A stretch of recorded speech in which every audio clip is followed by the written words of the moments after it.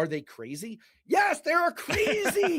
They're crazy. But there are very few of them. There will be at most 6 DSA members of the House after this upcoming election. Trump doesn't care about election integrity. If he did, if he had any interest in this whatsoever, then he could do one very easy thing. 5 stories, no BS. President Donald Trump deliver a primetime address that he has evidence that the 2020 election was rigged, which we know it was not.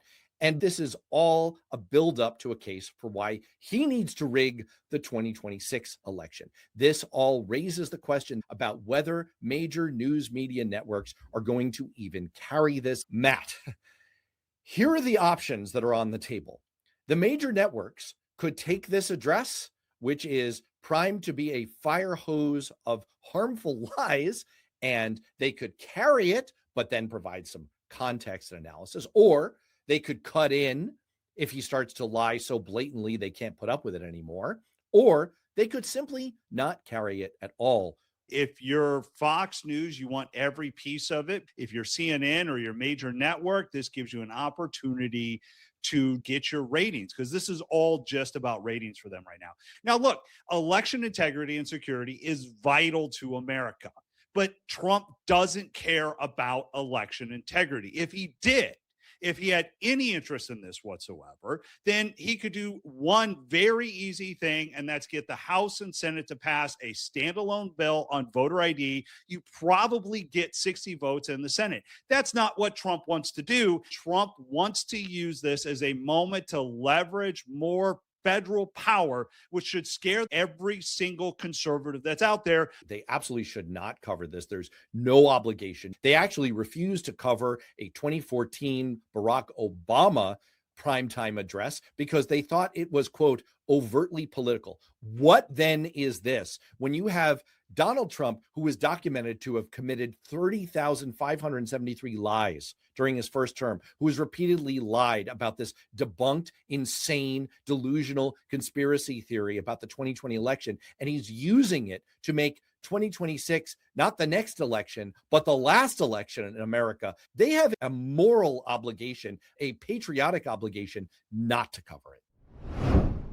Jay Clayton, the U.S. attorney in Manhattan, who sought confirmation as director of national intelligence, faced questions about the 2020 election, subpoenas targeting journalists, and whether he would protect the intelligence community from political pressure. Now, to me as a Republican, watching the Democrats ask these questions, it looked just like political theater. It was part of the tired, recycled playbook that every GOP candidate has had to answer since 2020.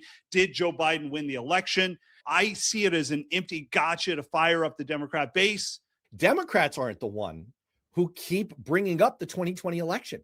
It's Donald Trump and his pliant minions who keep bringing up and litigating the 2020 election. We're not the ones who raided state election officers with the FBI and the director of national intelligence standing there. We're not the ones who keep spreading debunked lies about the election or using those lies as an excuse to interfere with the next election. We're not the ones who are simply afraid to say, he won, he was the winner. It's completely legitimate for Democrats to point out that Republicans can't say 2 + 2 = 4 because they're so afraid of angering the delusional president of the United States. Let's talk about the vice president of the United States, J.D. Vance, going on the most popular podcast on earth, Joe Rogan's show, and putting out a fire with gasoline in a nearly 3-hour interview released Wednesday. Vance told Rogan he believes that elements inside the Israeli government are running a, quote, very discreet, extremely well-funded campaign to keep the Iran war going indefinitely, and separately said that Jeffrey Epstein, quote, clearly had connections to the highest levels of Israeli intelligence. Let me strip all this away. The base is angry. MAGA's not leaving Trump. That's not what I'm saying.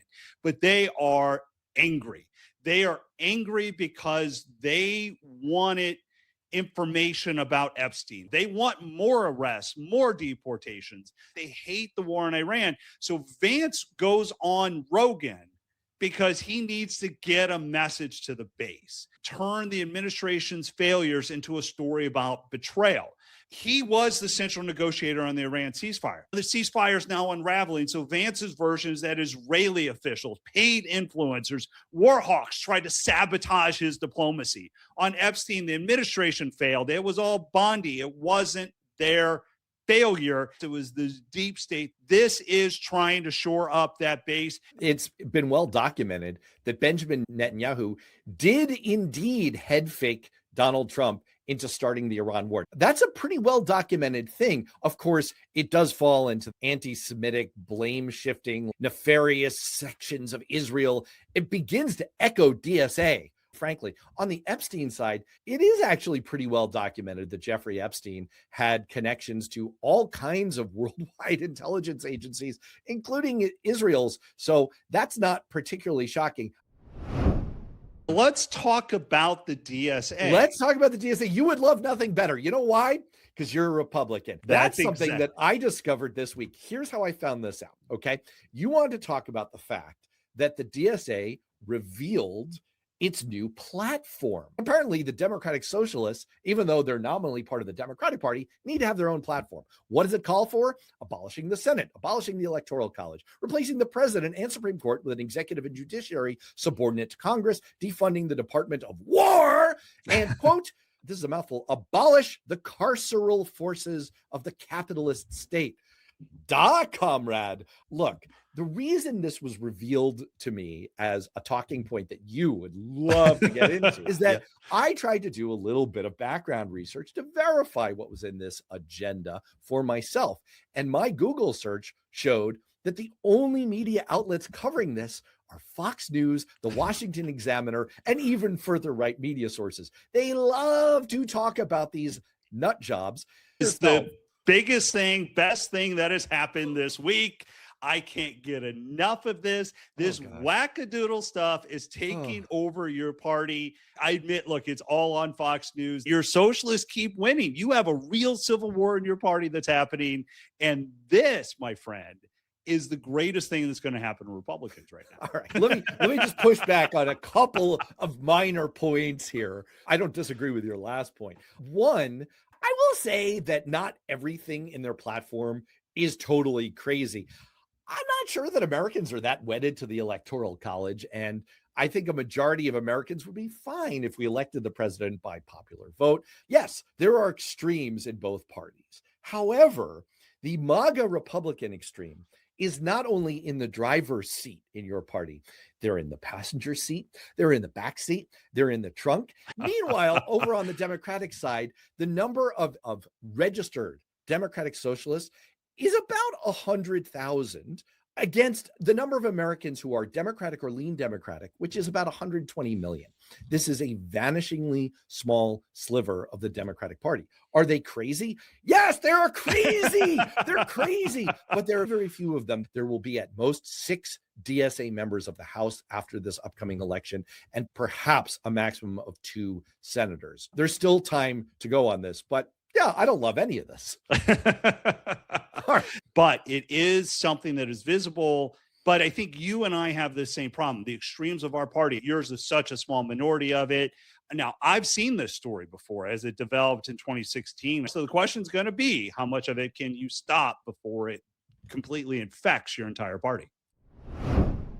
Tragically, there were 2 more ICE vehicle stops that resulted in fatal shootings over the past week. And the underlying cases we're not going to delve into here, but they're tragic, they're horrifying, and they were committed once again by an overarmed paramilitary with very little training that is seemingly murdering people in broad daylight. And so this led to a temporary moratorium on vehicle stops, which Trump promptly overrode by Wednesday. Polling shows that this is an issue where the Trump administration's actions and ICE debacles have led to a major erosion of political strength on immigration enforcement. Trump is caught between 2 competing pressures in there. When it was announced ICE was going to stop pulling over vehicles, the base went ballistic. They accused the DHS secretary of being a rhino. The problem is the base wants more arrest and no retreat. But the tactics that are required to hit aggressive deportation targets are producing deaths. disputed government accounts and backlash. And this administration has already gone through this cycle. Now it's pulling the Democrats into the abolish ICE, and Republicans hope that'll be enough. One of these fatal shootings was in Maine. How big a problem is this for Susan Collins? It puts her in a situation where it could be the single thing that makes her lose. Despite what Susan Collins does, despite what she has to say, the sins of Trump are going to fall squarely on her when it comes down to swing voters. She needs those swing voters. She needs those people that look at her and say she's an independent-minded person. But because of Trump, it might be the issue that costs her seat.